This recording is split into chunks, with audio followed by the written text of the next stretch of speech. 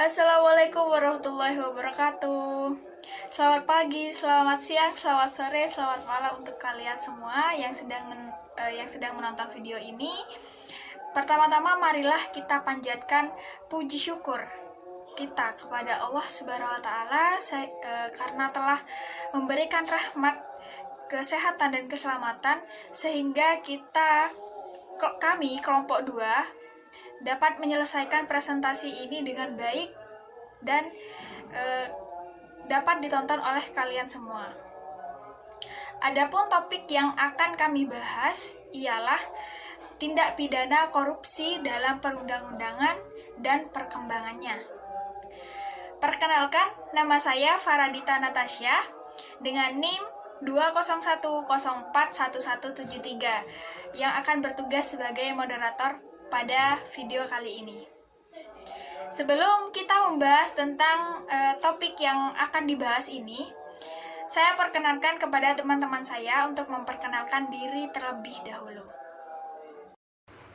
Nama saya Dia Hayu Lestari dengan NIM 20104111147. Saya Kiki Arista Wahyuning Tias, NIM 2010411153. Nama saya Tri Sultan Mulyaris Cahyana, NIM 2010411161. Nama saya Muhammad Safiro Putra Satria, NIM 20104112550. Slide kedua, tindak pidana korupsi dalam perundang-undangan dan perkembangannya. Lahirnya undang-undang yang secara khusus mengatur mengenai pemberantas tindak pidana korupsi sesungguhnya tidaklah cukup untuk menunjukkan keseriusan atau komitmen pemerintah. Perlu lebih dari sekedar melahirkan suatu peraturan perundang-undangan, yaitu menerapkan ketentuan yang diatur di dalam undang-undang dengan cara mendorong aparat penegak hukum yang berwenang untuk memberantaskan korupsi dengan cara-cara yang tegas, berani, dan tidak pandang bulu. Keberadaan undang-undang memberantas korupsi hanyalah satu dari sekian banyak upaya memberantaskan korupsi dengan sungguh-sungguh. Di samping peraturan perundang-undangan yang kuat, juga diperlukan kesadaran masyarakat dalam memberantas korupsi. Kesadaran masyarakat hanya dapat ditimbulkan apabila masyarakat mempunyai pengetahuan dan pemahaman akan hakikat tindak pidana korupsi yang diatur dalam undang-undang. Sejarah pemberantas tindak pidana korupsi. Peraturan perundang-undangan yang pernah digunakan untuk memberantas tindak pidana korupsi adalah 1. Delik Korupsi KUHP. 2. Peraturan Pemberantasan Korupsi Penguasa Perang Pusat Nomor PRT garing Peperpu garing 013-1950. Ketiga, Undang-Undang Nomor 24 dalam kurung PRP tahun 1960 tentang tindak pidana korupsi. 5. TAP MPR nomor 11 garing MPR garing 1998 tentang penyelenggaraan negara yang bersih dan bebas korupsi, kolusi, dan nepotisme. 6. Undang-Undang Nomor 29 Tahun 1999 tentang penyelenggaraan negara yang bersih dan bebas korupsi, kolusi, dan nepotisme. 7. Undang-Undang Nomor 31 Tahun 1999 tentang pemberantasan tindak pidana korupsi. Ke-8, Undang-Undang Nomor 20 Tahun 2001 tentang perubahan atas Undang-Undang Nomor 31 Tahun 1999 tentang pemberantasan tindak pidana korupsi. 9. Undang-Undang Nomor 30 Tahun 2002 tentang Komisi Pemberantasan Tindak Pidana Korupsi. 10. Undang-Undang Nomor 7 Tahun 2006 tentang pengesahan United Nation Convention Against Corruption dalam kurung UNCIC 2003. 11. Peraturan Pemerintah Nomor 71 Tahun 2000 tentang peran serta masyarakat dan pemberian penghargaan dalam pencegahan dan pemberantasan tindak pidana korupsi. 12. Instruksi Presiden Nomor 5 Tahun 2004 tentang percepatan pemberantasan korupsi. Untuk mengetahui dan memahami lahirnya tiap-tiap peraturan perundang-undangan tersebut, termasuk untuk mengetahui dan memahami kekurangan dan kelebihan masing-masing. Detik korupsi dan KUHP yang diberlakukan di Indonesia sejak 1 Januari 1918 merupakan warisan Belanda. Ia merupakan modifikasi dan unifikasi yang berlaku bagi semua golongan di Indonesia berdasarkan asas koordinasi diundangkan dalam Statblad 1915 nomor 752 berdasarkan KB 15 Oktober 1919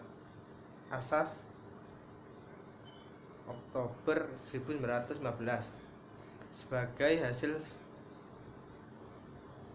unduran dari Wetboek van Staffrens Nederland 1881.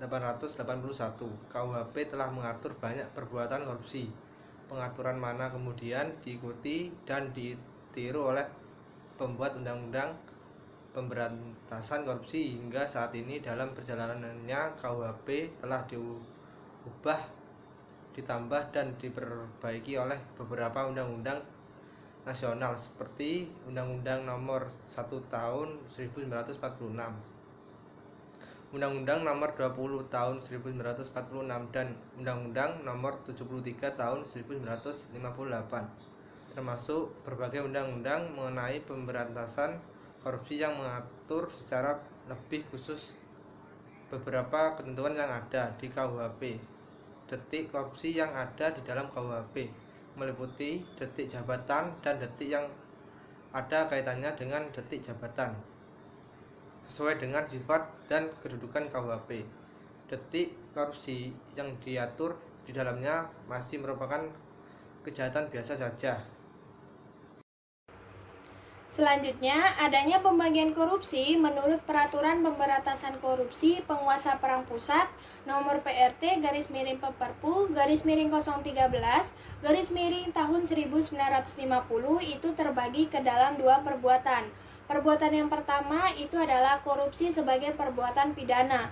Korupsi sebagai perbuatan pidana itu dijelaskan sebagai yang pertama adalah perbuatan seseorang dengan atau karena melakukan suatu kejahatan atau pelanggaran memperkaya diri sendiri atau orang lain atau badan yang secara langsung atau tidak langsung merugikan keuangan atau perekonomian negara. Yang kedua adalah perbuatan seseorang yang dengan atau karena melakukan suatu kejahatan atau pelanggaran memperkaya diri sendiri atau suatu badan dan yang dilakukan dengan menyalahgunakan jabatan atau kedudukan. Yang ketiga adalah kejahatan-kejahatan yang tercantum dalam pasal 41 sampai dengan pasal 50 Perpu ini dan dalam pasal 209, 210, 418, 419 dan 420 KUHP.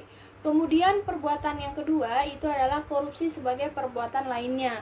Korupsi sebagai perbuatan bukan pidana atau perbuatan lainnya itu dijelaskan sebagai yang pertama adalah perbuatan seseorang yang dengan atau karena melakukan perbuatan melawan hukum, memperkaya diri sendiri atau orang lain, atau suatu badan yang secara langsung atau tidak langsung merugikan keuangan negara ataupun daerah.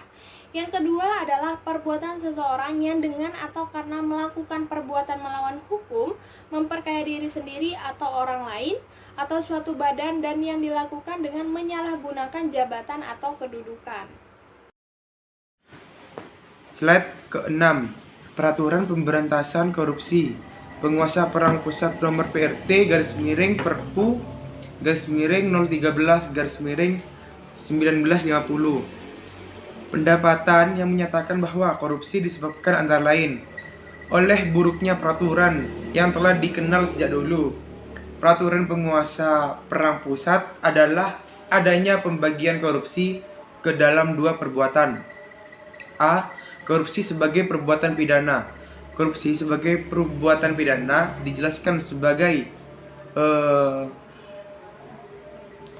perbuatan seseorang dengan atau karena melakukan suatu kejahatan atau pelanggaran, memperkaya diri sendiri atau orang lain atau badan yang secara langsung atau tidak memperkaya diri sendiri atau orang lain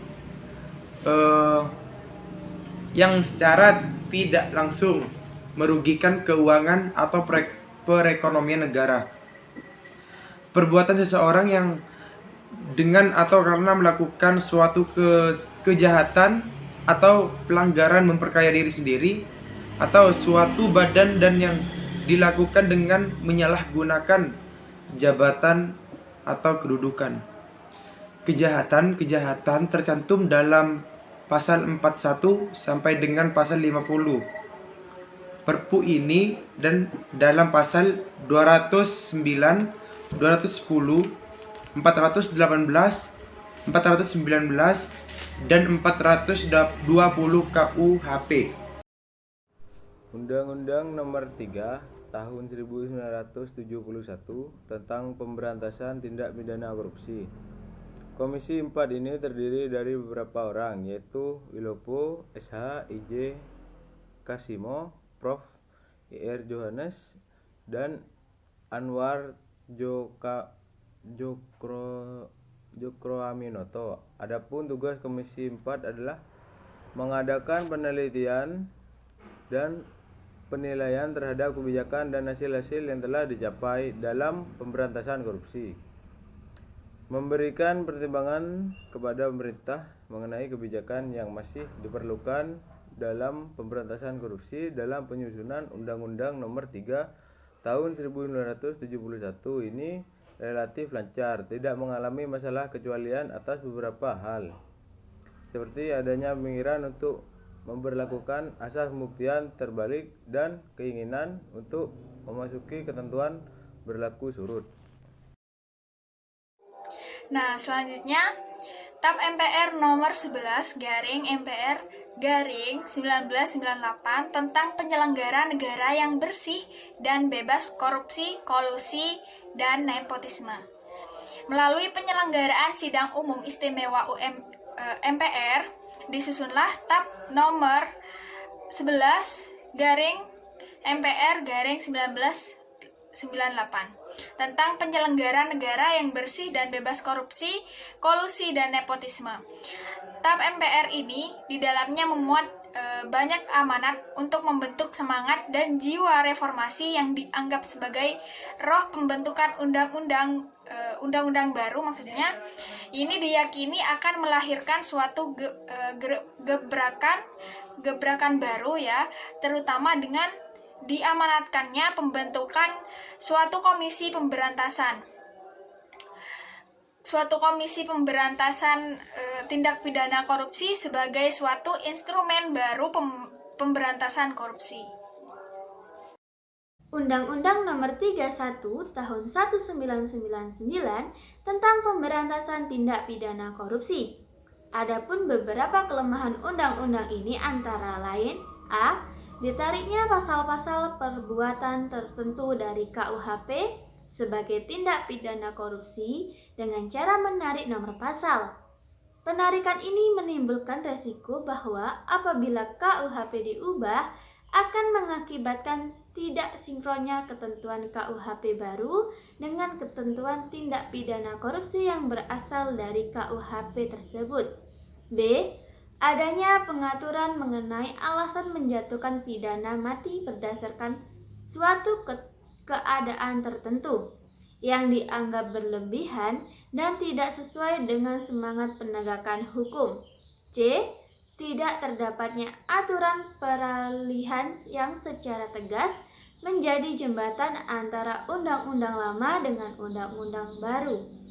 Hal mana menyebabkan kekosongan hukum untuk suatu periode atau keadaan tertentu. Tindak pidana korupsi dalam pengaturan perundang-undangan di Indonesia.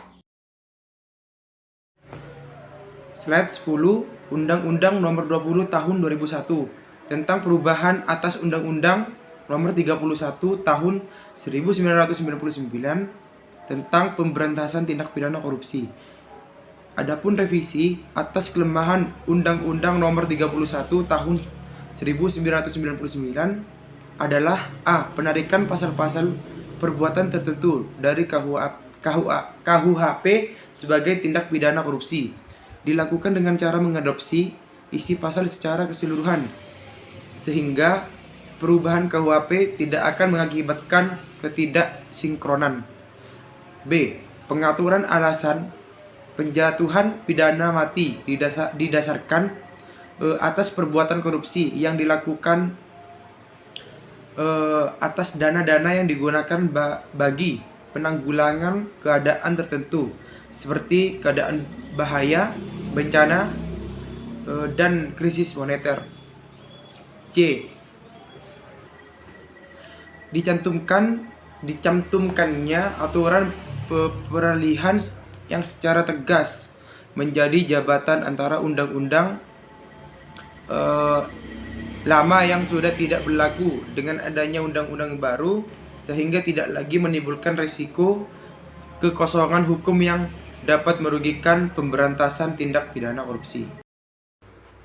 Selanjutnya terdapat Undang-Undang Nomor 20 Tahun 2001 tentang perubahan atas Undang-Undang Nomor 31 Tahun 1999 tentang pemberantasan tindak pidana korupsi. Adapun revisi atas kelemahan Undang-Undang Nomor 31 Tahun 1999 itu adalah yang pertama, penarikan pasal-pasal perbuatan tertentu dari KUHP sebagai tindak pidana korupsi dilakukan dengan cara mengadopsi isi pasal secara keseluruhan, sehingga perubahan KUHP itu tidak akan mengakibatkan ketidaksinkronan. Yang kedua, pengaturan alasan penjatuhan pidana mati didasarkan atas perbuatan korupsi yang dilakukan atas dana-dana yang digunakan bagi penanggulangan keadaan tertentu seperti keadaan bahaya, bencana nasional, dan krisis moneter. Yang ketiga, dicantumkannya aturan peralihan yang secara tegas menjadi jembatan antara undang-undang lama yang sudah tidak berlaku dengan adanya undang-undang baru, sehingga tidak lagi menimbulkan risiko kekosongan hukum yang dapat merugikan pemberantasan tindak pidana korupsi. Undang-Undang Nomor 30 Tahun 2002 tentang Komisi Pemberantasan Tindak Pidana Korupsi. Secara historis, tuntutan dibentuknya KPK adalah sebagai bentuk ketidakpercayaan masyarakat atas kinerja kepolisian dan kejaksaan dalam memberantas korupsi. Kedua institusi itu terlanjur dianggap masyarakat sebagai tempat terjadinya korupsi baru. Pemberantasan kewenangan KPK terutama menyangkut perkara yang dapat ditanganinya, yaitu A. Menyangkut kerugian negara sebesar 1 miliar atau lebih. B. Perkara yang menarik perhatian publik. C. Perkara yang dilakukan oleh penyelenggara negara atau khususnya penegak hukum tindak pidana korupsi dalam peraturan perundang-undangan Indonesia. Adapun di sini Undang-Undang Nomor 7 Tahun 2006 tentang pengesahan United Nations Convention Against Corruption pada tahun 2003. Pemerintahan Indonesia yang sedang menggalakkan pemberantasan korupsi merasa perlu berpartisipasi memperkuat UNCAC. Oleh karena melalui Undang-Undang Nomor 7 Tahun 2006, ratifikasi diterapkan secara bersyarat terhadap ketentuan pasal 66 ayat 2 tentang penyelesaian sengketa diajukan reservation. Persyaratan terhadap pasal 66 ayat 2 adalah berdasarkan pada prinsip untuk tidak menerima kewajiban dalam pengajuan perselisihan kepada Mahkamah Internasional kecuali dengan kesepakatan para pihak. Peraturan Pemerintah Nomor 71 Tahun 2000 tentang peran serta masyarakat dan pemberian penghargaan dalam pencegahan dan pemberantasan tindak pidana korupsi. Beberapa bentuk dukungan masyarakat yang diatur dalam PP ini adalah Yang pertama, mengasingkan dan menolak keberadaan koruptor. Yang kedua, memboikot dan memasukkan nama koruptor dalam daftar hitam. Yang ketiga, melakukan pengawasan lingkungan. Yang keempat, melaporkan adanya gratifikasi. Yang kelima, melaporkan adanya penyelewengan penyelenggaraan negara. Yang keenam, berani memberi kesaksian. Yang ketujuh, tidak asal lapor atau fitnah ketentuan pasal 41 42 Undang-Undang Nomor 31 Tahun 1999 tentang pemberantasan tindak pidana korupsi. Menyatakan bahwa masyarakat dapat berperan serta membantu upaya pencegahan dan pemberantasan korupsi, tindak pidana korupsi dalam peraturan perundang-undangan di Indonesia. Instruksi Presiden Nomor 5 Tahun 2004 tentang percepatan pemberantasan korupsi. Instruksi Presiden Nomor 5 Tahun 2004 lahir dilatar belakangi oleh keinginan untuk mempercepat pemberantasan korupsi, mengingat situasi pada saat terbitnya Inpres pemberantasan korupsi mengalami hambatan dan semacam upaya perlawanan atau serangan balik dari koruptor. Melalui Inpres ini, Presiden merasa perlu memberi instruksi khusus untuk membantu KPK dalam penyelenggaraan laporan, pendaftaran, pengumuman, dan pemeriksaan LHKPN atau laporan harta kekayaan penyelenggaraan negara. Presiden mengeluarkan 12 instruksi khusus dalam rangka percepatan pemberantasan korupsi. Adapun instruksi itu secara khusus pula ditunjukkan kepada menteri-menteri tertentu, Jaksa Agung, Kapolri, termasuk para gubernur dan bupati atau wali kota, sesuai peran dan tanggung jawab masing-masing.